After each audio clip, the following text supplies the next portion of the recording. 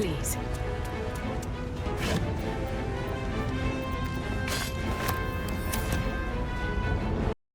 What's up? It's Garson, and I really like Eldritch Blast. It's probably my favorite thing in the game, and then I'm asked, why don't you actually play it a lot, and how come we haven't seen the big blaster on stream? Well, I just played a fish, a Kuatoa, all for the sake of Bual, blasting everybody, and it was already too powerful. It was pretty funny. So let's talk about it and optimizing, like build optimization. I was actually going to make this video more about a spicy topic of optimizing the fun out of it, but let's be a little bit more objective. And of course, a big thank you to you guys. This is where videos usually say, today's sponsor is, it's you. It's always you. So sponsor is always you guys. I'll talk about likes and subscribes later. Let's just dive into it. I really appreciate you guys either way. And this isn't about balance or the right way to play. Something that is funny and a little spicy though is this isn't a Sorlock. It's always funny. I know why it's called that. Let me be a Spurg for a moment. This is the machine gun. So I will give you a brief example of what this build is, how to make it or whatnot, but I'm not going to get very into detail with it. And then I'll cut into building for a single move, which is really what I want to talk about. And the unfortunate reality that planets will always align. So I've made these timestamps for you. So let's talk about machine gun and why Eldritch Blast is one of the strongest things. If we look at its properties, pay attention, it's cool as fuck. Okay, so obviously it's really cool.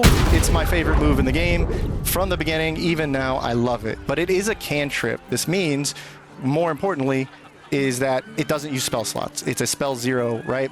Or I like to equate it as a ranged attack, because if we have Agonizing Blast, instead of dexterity, we have +7 to our attack accuracy and our damage, right? And it's force damage, and it's red, and it's cool, and it's, look at that freaking cantrip. Oh, I love it. Okay, so it's force damage. This means it's maybe not the best damage type. We're not here to talk about that, but it is very unresisted. And it's reliable and it's consistent. So between the ease of use, the low cost, the consistent damage, never getting resisted, so on and so forth, it's really just stacking up to be a great thing. And like an attack, like a ranged bow attack, at level 5, you will get extra attack. Unlike them, it doesn't matter how you multiclass. Once you have the cantrip, you get the double beams at level 5 and even a triple attack at level 10. This is what makes it insanely good. We've identified why Eldritch Blast is good for a lot of good properties, but this is the big one. And we'll use multiclassing to target that strength, because Warlock, right off the bat, 2 Warlock will allow us to enable adding our modifier, our charisma spell modifier, into the damage, not just the accuracy. So right off the bat, thanks to Warlock, we have a really incredible base to go all in on this one move and strengthen a character's strengths, not patch up its weaknesses. Okay, we're going to go Sorcerer, and Sorcerer, just to keep all the nuances aside, mostly what it's doing is we get Quicken Meta Magic. So if we click this, we can now cast Eldritch Blast with a bonus action, but now it's going to start costing resources, sorcery points. We also get Haste. So Haste can be used to give us another action, which means if we have another action, we can cast Eldritch Blast for 10 turns, 2 times per turn, right? So those are incredibly great boosts to our ability to keep on blasting. Then with Rogue, to keep it simple, there's a lot of things I love about Rogue, but obviously all anyone cares about is the second bonus action with the Thief subclass at level 3. And then finally we take, of course, Fighter, Action Surge, right? Action Surge once per short rest, in combat only, but you can get a whole nother action, which is a whole nother 3 Eldritch Blast. And this is what makes this so strong. We can now blast like 15 times. Could we blast more with maybe some equipment like Martial Exertion or Helmet of Grit? Yes, but you'll see that the best equipment, in my opinion, you can build it any way you want, but I think actually the best way to run it is to hone in on consistent accuracy and damage and blasting with more power, right? So the helmet, obviously I'm using a really cool transmog, whatever, but let me just show you the birthright here is 2 charisma. This is effectively 1 accuracy and 1 damage every single shot. Then we have the cloak. This is just more spell accuracy, probably changes up, but I just really value and prioritize, keyword there, accuracy. So Agonizing Blast 2, Electric Boogaloo. With the Potent Robes, we get to add in the modifier a second time. So instead of Agonizing Blast saying +7, this should really say +14 because we're adding it double, which is insanely powerful. And if that wasn't enough, we can now get the Spellmite Gloves. This is like Sharpshooter all in for bows, right? This is going to lower our accuracy, but give us a 1d8 per shot. That's effectively now, you could think of the 1d10 as a 2d8, and that's really crazy damage, especially when we crit. Then with the Boots and the Amulet, the Stormy Clamor adds the reverb when there's another condition on hit. Well, we get a condition called reverb on hit thanks to the Spine Shudder. So a spell attack, aka Eldritch Blast, 2 reverb, but then we get a condition which causes 2 more reverb. This means every single shot is 4 reverb. Considering it 5 reverb, it pops off, does some damage, and potentially prones the target. That's insanely good, additional damage and control value. All right, so ring. The first ring is the very popular. When anyone's standing in the light, they'll take 2 radiant damage per shot, and I think you can go see where I'm going with this. And of course, I value accuracy, but we want crit potential. So the risky ring, we can really mitigate a lot of the disadvantages here because we're going to get advantage on our shot, which means we have near perfect accuracy, a 98% on this guy and this guy when they have, what is this, armor class of 16, and then you're going to find that pretty average. But yeah, if we get even more accuracy, it's even easier thanks to the advantage. But the crit value, you're rolling 2 d20s, and when either of them hits a 20, you crit, causing all the dice damage to bounce up, right? Okay, so main damage, or the main hand is the ever lovely Rhapsody. So 3 accuracy on our spell attacks and 3 more damage per shot. Crazy. And then the shield, we get 2 armor class, and we of course get initiative. So going first in a round, very important if you don't already know that. And then the bow. The bow lowers the crit chance. So if we're rolling 2 dice with advantage, we now actually get to hit a 19 or a 20 for critical hits, right? And that's the build. There's a lot of nuances here, and even more things come together, more than you could believe. But that's just what we're going to talk about towards the end. For now, I want to use this example for building a single move and why that's so strong. But I get asked, how and why do you know how to do this? So what it's really all about is identifying the strengths. When I went over what Eldritch Blast is, we could see its power, its cost, and what the effects or results are going to end up being, right? In any video game, this is what you're basically doing and gunning for. So we know Eldritch Blast has the potential. Is there stuff that enhances that strength? Not patches up its weakness. Sometimes that's important, but I'm of the school where you want to enhance what you're already good at and hone in like crazy, and then you can kind of figure out the rest, right? So ASI, as boring as it is, ability score enhancement, you just raise charisma. This is doing the 2 most important things for this setup, which is raising accuracy first, but also we're getting a benefit of raising damage every single shot, and then we'll find other ways to do the same. But right off the bat, raising our ability score is really important, probably the highest priority. But there's other ways for different other abilities, like say Spirit Guardians. Maybe you need concentration more than you need more damage, because you're already getting tons of value out of that spell and you want to hone in on what makes it good. So you just want to use it. So maybe there is a weakness you need to patch up. And so Warcaster would be really important. If I could get more feats in this build, I would probably get Warcaster for concentration on haste, right? There's also class features, which we just talked about. What makes this so good is basically using the multi-classing to get more shots in. Pew, pew, pew, pew, pew. All right, then making or using equipment to make it more accurate and more deadly, more powerful, okay? So that's what's going on here, and you can do this for anything. It could be Hail of Thorns, Spirit Guardians, Flurry of Blow. That's what makes things powerful, okay?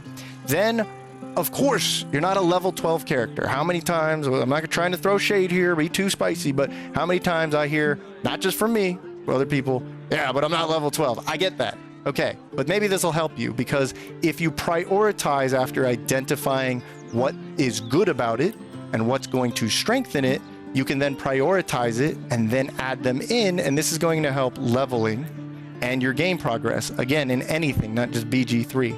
So, well, I value accuracy, like I've been alluding to. So I really want the accuracy, and I can't do much better than just raising my spell attack by using higher charisma, or getting advantage from this ring or using powerful equipment that adds in attack rolls. And if it can add more damage, then even better value for doing that, right? So I'm going to really value charisma and hone in on that. And next it would be any gear or equipment that gets me more charisma or just flat out more accuracy and damage, right? What about burst potential? I could go all day without burning resources, but I can also have an insane Nova or burst round when I do start dropping sorcery points and using spell slots to fuel them and haste, right? So I know the burst potential's there, but it probably should come later. So if I were leveling this, I would say I probably need Warlock first, and I need Agonizing Blast, and I need that level 2 Agonizing Blast, this level 2 Warlock, right? Okay, that's good. In fact, I don't need it right off the bat, so I'll actually take 1 level of Sorcerer, get my proficiency in haste, but that's a little more advanced there. Let's just focus on the basics, okay? So I'm gonna go for accuracy, consistent damage first with Warlock as I level up. Then the character starts evolving into a burst potential when I need it, because as I said, by level 5 and 10, no matter how I make the character, I'm always gonna have double and triple attack eventually. I don't have to worry or target that. That's the beautiful thing about Eldritch Blast. It's kind of broken. But the burst potential is what I'll start building equipment and my classing for. So I go from Warlock, then I get the Sorcerer to get more haste and bonus action casting. Then I'll grab Rogue to do another bonus action cast. And then I'll get Fighter for just a freebie, drop an action surge, do whatever I want with it. And is it efficient? So these could be swapped around or whatnot, even higher on the ladder, but efficiency is really important because, like I said, until I really need to, I don't need a party to carry me to the fight and do the big burst damage, right? In lesser fights, I don't have to worry about cost. This is free and I will blast it off. So I am prioritizing, is it efficient? And that helps with something called self-sufficiency, right? But is it efficient? Is it low cost or no cost? Is it like an extra attack where I can just throw it out every turn, not have to worry about haste and sorcery points? And speaking of worrying about haste and sorcery points, again, last time I'm going to throw shade, but I really don't care for any kind of recommendation or build or meta, whatever it is, that says, if you do this, and then you do this, and then they'll be weak to this type of damage, and then you'll use your action to do this, and then you'll do a cajillion damage. I don't care. I just want to hit sorcery point and go, okay, now I got 8 sorcery points. Now I can cast bonus action 2 times in 1 turn. Also, I just cast haste. It's really easy to just cast haste before the fight comes up. I know when a fight's coming up, so it's easy setup, and I just get to play the game, have fun, and not be too much of a spurg. Kind of ironic, I know. And then, if I can, it's really good payoff, but it's not always important. But if I can add a status effect, it's kind of ridiculous. So Spine Shudder with the reverb, and if you pick a certain Warlock and you crit, you get Mortal Reminder and frighten your targets. It's kind of crazy. So self-sufficiency and fun, of course, most important thing. But I do value these a lot, even if it doesn't seem like all that upfront about it. So this is what I'm doing. I'm identifying all of this. Is the end result even going to be fun, or do I have to rely on things too much? And if all that is said, then I will prioritize in a way that these are probably most important. Then I can start building for this, right? And so inevitably what happens, especially right here, is you will get the build, the meta. You will get something that just has everything going for it. And this is what I call the planets aligning, right? You're always going to get this in games, tabletop, BG3, video games, everything, builds. There's always going to be cream de crop. Okay, we'll talk about some of these, but the reason something like Machine Gun has too much going for it and why its weaknesses don't really need to be shored up or focused on is because accuracy is there. We can make this, like I said, absolutely accurate to an absurd degree, and we can even sacrifice some of this other stuff to get more accuracy if that's important. But with that accuracy, for focusing in on accuracy, we typically get more damage, and it's consistent. It's flat damage. It's plus 14, plus 3, plus 2. It's insane. Okay? It's efficient because if we don't need to go bursty Nova, whatever, we can just keep popping this off every turn, and it's still more attacks than other casters get to do. It's more consistent damage overall. It doesn't rely on bursting when it doesn't need to. But when it does, it's probably one of the most insane things, because if we went for shots, I think we can get up to 27 thanks to pieces like that. Otherwise, 15 shots, everything should already be dead for what I'm adding in here. And it's easy setup, like I said.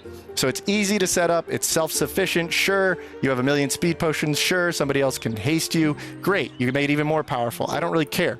I don't have to rely on those things, and I know that every single playthrough, if I wanted this character, it's always going to turn out 24 charisma. I could blast everything to hell, right? So it's straightforward and does its thing really, really well. Pretty too well, right? But it is fun until it's not, because it is also absurdly too strong when we optimize this. And before I comment on that, I just want to say we see this in other things that are very common. Are clerics only good for spirit guardians? No, but there's a reason everyone thinks that's all they do. So you would focus on warcaster. That's one of its downsides. But after you get that out of the way, the concentration of the way, you just basically run out of the battlefield, and you even have your action to do maybe Eldritch Blast or maybe Toll of the Dead, right? Flurry of Blows, it's Tavern Brawler with Punchy Monk is one of the most insane things with a strength elixir, right? So this is fun as hell, but also absurdly broken, right? Booming Blade, okay, everyone thinks this needs to be nerfed. It was during the stress test, the beta. It's actually been nerfed. And like I said, things are just always going to align for certain things. In any other game, this could have been the weakest thing in the game, but still cool, still fun. Turned out really cool, really powerful. Sharpshooter, just range builds in general, even great Weapon Master two-hand melee combat. Just in general, you can hone in on these things and just make them broken. Have you ever taken a Sorcerer, Tempest Cleric, and maxed it together to create absurdly broken lightning damage that you can max out the damage rolls and do double damage and crit? It's like, it's insane. Okay, so of course, maxing lightning or certain damage, elemental damage, and throw Zerking. I get angry. I throw my weapon. I don't know how it works. It just comes back to my hand. I love it. So it's simple, it's effective, it's powerful, right? And that's good. All of these are quote unquote broken meta game. Who cares, right? It's good that they're broken. There's always going to be, it's just very hard to balance a game like this. And in my opinion, it's just a single player game anyway, but we won't talk about that. It's good that they're good because we can tone it down ourselves. Maybe not everybody, but at least speaking for myself, I've toned down things. Maybe I don't need the potent robes. I don't need to double dip on agonizing blast. So now it's just the +7, not the +14. Cool, powerful, strong, consistent, everything else. I've just nerfed it on my own. Or I could incorporate that power into a build that's not all about Eldritch Blasting and still feel really powerful when that's an option or needed, right? So building for other things in that way provides me, at least, with more fun and more challenge as I keep playing Honor Mode. I challenge myself in tons of different ways. Maybe I don't use Terrazol. Maybe haste isn't available. Or maybe I just don't use those broken potent robes and rhapsodies and all that stuff, right? But also it's important to understand it, and I'm appreciative that I get to share this because have you ever played a focused on Hail of Thorns with a bow singer, a blade singer with 2 levels of ranger for Hail of Thorns? You still get level 6 Hail of Thorns, right? You still get haste, you have triple attack, and you're a bow singer. That's pretty novel, right? It's fun though. Sacred Flame or Toll the Dead. You ever focus in on a cantrip that's not Eldritch Blast? It's actually really fun and also pretty powerful. Firebolt is no slouch, by the way.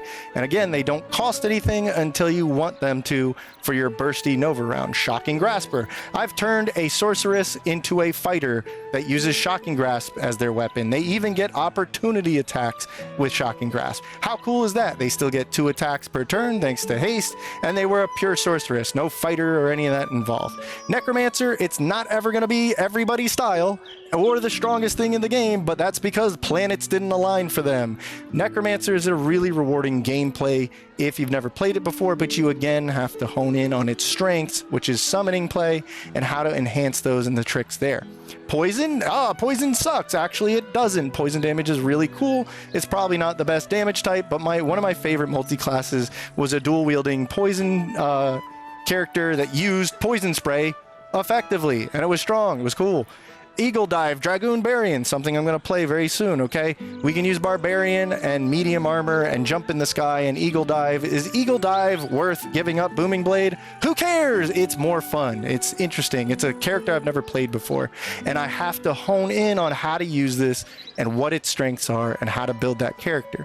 So Fire Snake as a rage caster. Can you cast while being a barbarian and raging? No. But you can with Elemental Monk, right? So that's pretty cool too. I've done all of this stuff. All it is just knowing about the thing you want to do and you have to identify what's good about it and then just make it the best it can be. And if it's already OP and broken, whatever, just throw that into a character that, I don't know, make a character out of it, nerf them a little bit, or make them the focus. One of my favorite multi-classes was an Eldritch Blaster that used Tavern Brawler, Punchy Monk, two of the most broken things in the game, but actually nerfing both at the same time while still having the absurd power of both. And I get to choose, do I need the Eldritch Blast? Do I want to punch something? Could I make this a melee only character and use like Daredevil gloves? Anyway, I'm getting way too into it because I just don't care about this thing called the meta, and I honestly hate mentioning it, so I'm not going to say it again. What I care about is I want to give you the building blocks, the Lego pieces to play honor mode. It's not that bad. And also, if you just want to break it, build this, right?